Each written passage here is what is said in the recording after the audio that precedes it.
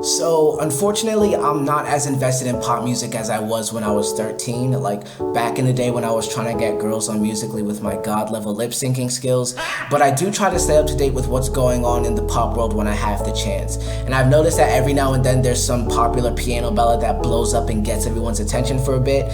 Son, I'm telling you, there is no instrument more loved in pop than the piano. If you play the violin, step. If you play the trumpet, step. If you play the accordion, okay, now on the real, I personally wouldn't mind more use of the accordion in pop music, but for now, you gotta step too, I'm sorry. I'd say we get a solid chunk of piano ballads every year to make sure that people have enough deep, heart-wrenching, depressing lyrics to use as Instagram captions, and 2021 is off to a great start, making sure we're all catered for with Olivia Rodrigo's Driver's License. Now, before I go any further, let me make it clear, I think this song is okay. I got the song recommended to me about 2 weeks ago and thought, it's decent, I guess. I unfortunately wasn't one of the people in the comments that was like, oh my god, I just cried over a boy who doesn't even exist. No, but after my first listen, I thought it was a pretty good song, but I didn't think there was anything too crazy about it. Fast forward a week later, and Driver's License is the biggest song in the world right now. It's topping charts like Billboard, Spotify, Apple Music, breaking a ton of records, and at the time of recording, the music video is sitting at 69 million views on YouTube, which is pretty insane if you ask me. And at that moment, that's when I was like, okay, wait, hold up. Wait, did I miss something here? Like, son, what's going on?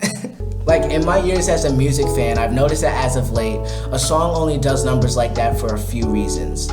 One, you're a household name like a Drake or a Beyonce. Two, you're what some may call an industry plant. Three, you've recently died. Four, all of the above. Or five, TikTok. And sure enough, Driver's License ticked that last checkbox. I might need to make a separate video about my thoughts on TikTok and its positive and negative impacts on the music industry as a whole. But long story short, it's one of the things that got this song to where it is now. So, what are my thoughts on the song? Hey, I thought you'd never ask. As I said before, I don't think that this is the most groundbreaking piece of music ever created, but there's definitely some highlights here that I really like. I feel like a lot of breakup songs can sound really, really basic at times, which I don't necessarily have a problem with, but I think that with Driver's License, we have a popular theme with it being a breakup song, but the story makes it a lot more personal and makes the song stand out. I myself have a lot more respect for songs that are actually written by the artists themselves. Don't worry, we still got love for the artists who don't on this channel, don't worry. And apparently this song was co-written by Olivia herself, so hey, kudos to you, queen. I heard that this song might have been based on an actual love triangle between Sabrina Carpenter and some other guy or something like that.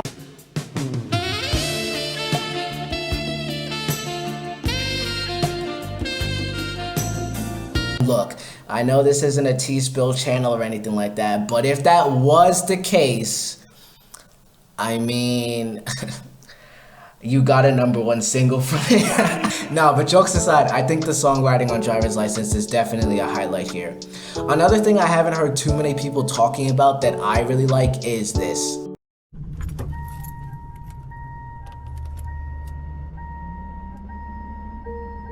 No, but I think the sample is actually really nice. It's literally as if we, the listener, are being immersed into the song by getting a front seat perspective of the story, like we're just hopping in, riding shotgun, and I really like that. I wish the sample would have come back at other points in the song, but for now, I'll let it slide. I think the only thing I don't really care for is the bridge, because while I do like that it sounds different from the rest of the song melodically, I do think that the songwriting here does become a bit predictable. Like, I could guess exactly which word would be used to rhyme with the next line. So, blue, through, love you? And while of course there's a ton of songs with generic lyrics that I like, and not saying that your song will be ruined if you have generic lyrics, but in this case, when you match the quality of songwriting from earlier parts of the song to the bridge, I think the difference is very obvious.